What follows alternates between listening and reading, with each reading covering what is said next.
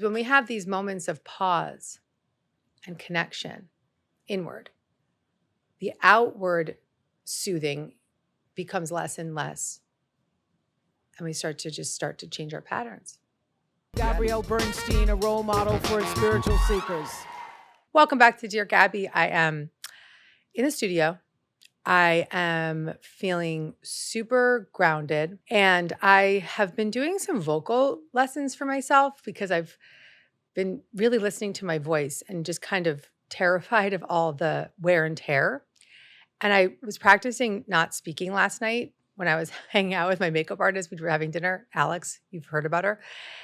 I'm having dinner with Alex, and I'm like, I can't talk. And she's just sitting there like silent. And I'm like, you can talk to me, but I couldn't respond. And I realized how much I talk. My poor vocal cords have had abuse. I have been abusing them. So I just have to figure out, one, how to talk less in my life. But in the meanwhile, here I am and I'm learning Spanish. And so anytime I enter any situation where I can speak español con mis amigos, I am speaking all day long. Hey, Wolf, ¿habla español? Poquito, pero yeah, no necesito hablamos contigo. Okay, I pretend I know Spanish, but I like to talk, and people will be like, well, why do you want to learn Spanish? And I'm like, because I like to talk. So here I am, and I'm kind of like looking at my life and seeing the years ahead of me as being a motivational speaker and a podcaster. I think I have to talk less in my real life, which is kind of a strange, sad thing, but it's also a really beautiful thing because it's giving me this opportunity to almost be a more of a viewer than a preacher in everyday moments, and to be able to take more in and to kind of experience and practice just being a little bit more silent, being a little bit more of a listener. So I'm just excited to sort of adjust my energy a little bit. That's just a little random riff on what's happening with me.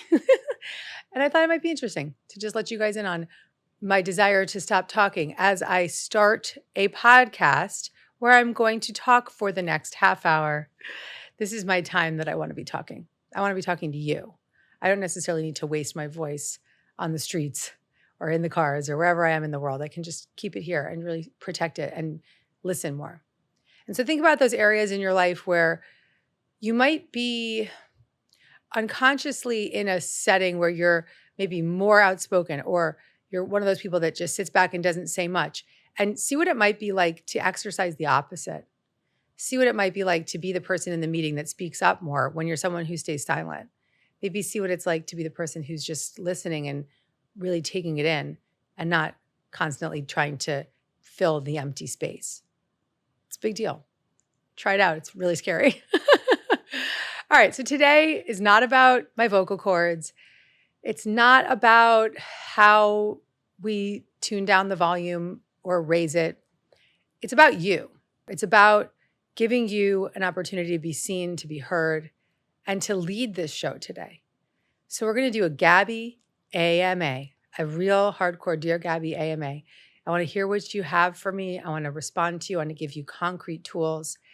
And I want it to be like a private coaching session, although thousands of people will listen. But listen, you're brave. You're courageous. You come here for this. I want to hear you. I want to really check in directly with you. And if you love this episode and you love this kind of conversation and you like hearing me workshop people and coach people, then definitely go download my Gabby Coaching app, get a free 7-day trial. And you can just go to deargabby.com/app and get as endless amounts of coaching from me. New weekly coaching, over 100 meditations, workshops. You're just going to get all of Gabby right there.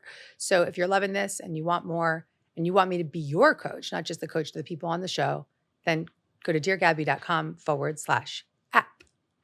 All right, Wolf, who do we have? Nicole is on the back end. Wolf is in the studio. Nicole, who would you like to bring up? Wolf is going to bring them on the screen so I can see them. Let's bring it in, people. Hi, how are you? Beautiful. Hi, sweetheart. Hi. You've got some fireworks behind you. I do. I think this is from my 4th of July. I haven't been on Zoom since the 4th of July, but that's... Well, if you haven't been on Zoom since the 4th of July, you are my hero. Oh, thanks. I you're spend way too much time mine. on Zoom. Right. Notice how like you're struggling with the voice currently. So yeah, there's a lot of transitions happening in my life right now. I'm actually due with my second child on July 20th. And there's just a lot going on in our lives. We bought a new house and have moved into it. And there's just a lot of wounds showing up for me financially, because I'm not able to work currently and I won't be able to work for a little bit. I'm looking for like freelance jobs and things of that nature. But I struggle because I have deep financial wounds that have been generational with my family. My family is not very good with money. And I want to know if there's any suggestions on how to heal those. I've done a lot of root chakra healing, but still, I just feel totally blocked off from money and finances in general, and just seem like a novice at it every single time something comes up. So, yeah. Oh, this is beautiful. And I'm sure you're not alone in this experience. And congratulations on the baby. Thank you. And it's also when we are birthing, it's a time when our familial historical wounds come to the surface. So you can say, hello, money wound. Here you are again. Thank you for revealing yourself to me and helping me shine the crystal. Let's start there. Okay. And your parents and your family's wounds don't have to be yours. So some of this is about recognizing and owning that you don't have to hold the trauma of their past. So sometimes we take on that burden of our family members and we take on the burden of our history, but we can actually have a quantum shift around that. We can look at those stories and choose for them not to be ours. I can say that to you with a lot of conviction because I've been there. I too grew up with a family story that was very rooted in fear of financial insecurity, and I carried that for many years. But when I was in my early 20s, I had a therapist that said something that changed my life. She said, your family struggles don't have to be yours. And for whatever reason, on that day, I heard that. And I just was so proud to say, oh, yeah, that's serious. I'm going to take that in. And so I'm going to say the same thing to you right now. Your family struggles don't have to be yours. So I'm not asking you to try to erase decades of historical wounds or trauma or belief systems that are really ingrained in you. But I am asking you to recognize the choice that you have. You have choice to carry on the legacy of financial insecurity or to choose to stop it. You've already made the choice because you're asking about it.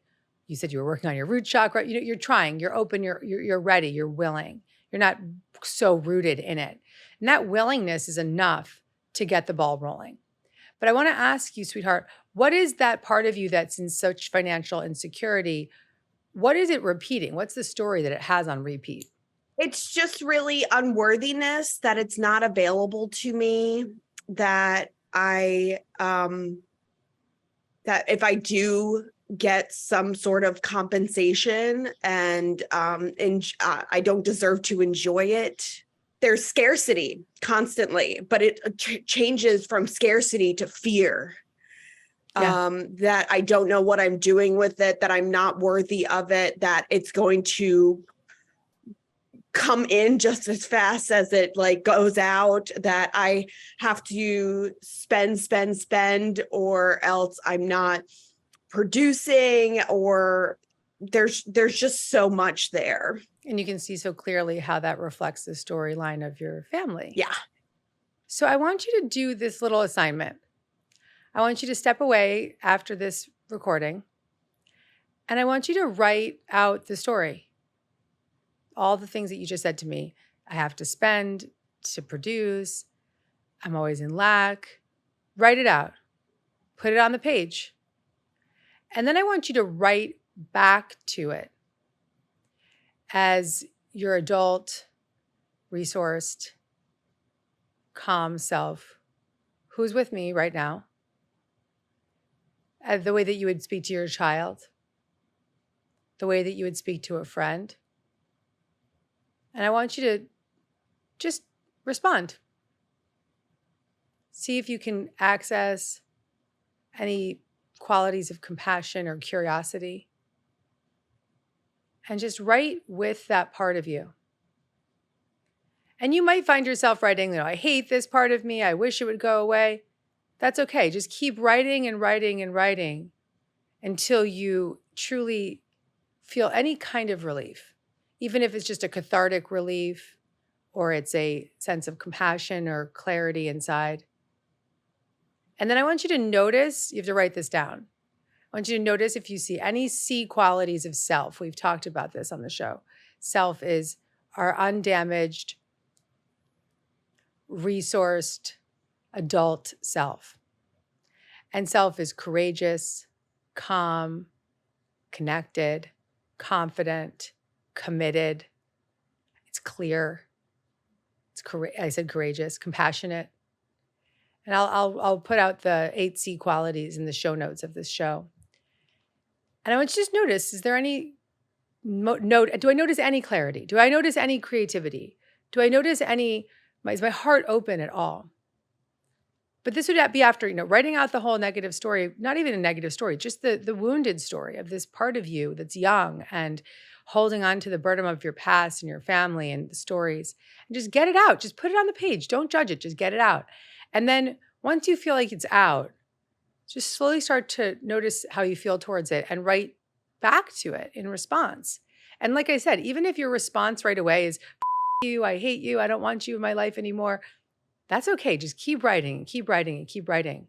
Because just getting out what that part of you needs to say and then responding to it with whatever part of you is in response clears space for you to just start to address what's happening on the inside rather than trying to control it. So much of your days, I imagine, are spent trying to push down or heal your root chakra or do something to shun this part of you. And sweetheart, that part of you that has financial insecurity is a very young part of you. And it needs to have a voice. And it needs the gift of being seen. And it needs space to be heard. And even if your response to it isn't beautiful right away, that's just another part of you defending against it. And that's okay. It's just get into dialogue with all these different emotions that have to be heard and have to be seen. And give yourself permission to stop shunning them and start honoring them. How does that feel for you? That is something that I can definitely do. It's so scary because it's such a zone where I have never felt safe in. So does it feel scary to even let it out? It does, because there's an admittance there, an admittance that I'm in similar situations that my family members, my parents are in. And let me tell you something that might clear that for you.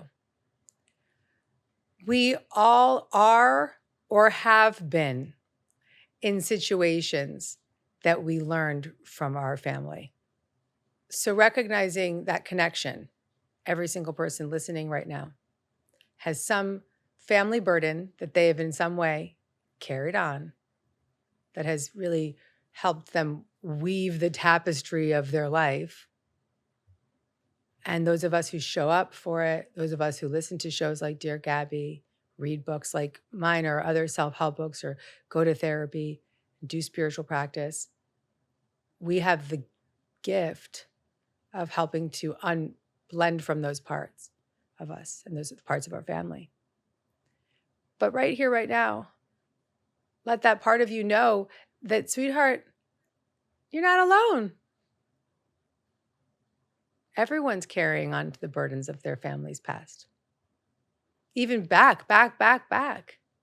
There's studies around epigenetics and family members that have been deceased years and years and years ago from Holocaust or slavery, and how much that's affected the genes of those individuals and the trauma burden that we carry. from our ancestors. Know you're not alone in carrying that burden. And sometimes if we just become a little bit casual with it, like, oh, like you're here. Of course you're here. My baby's coming in. I've got a lot going on. Of course I would have this big come up. Okay, let's have a conversation. Maybe it's possible. And if it feels too scary, babes, don't do it now. Wait till my next book comes out and I will guide you further. Perfect. Thank you.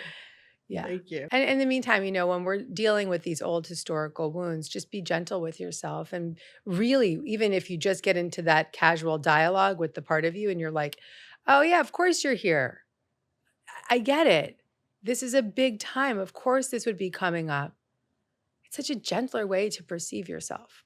I got it. Thank you. Enjoy that baby. Thank you. Thank you. Give Nicole your information because I want to send you my birthing affirmations. And if anyone's listening and they're a member of the Gabby coaching app, the birthing affirmations are inside there in the meditation section. So thank you, sweetheart. Thank you. I see you're very emotional. I'm really happy to see that. Go journal now if you feel called. She's got it up, ready to go. Good luck with that baby. Bye, sweetie. If you like this video and you want to get more Gabby, check out the next one right over here.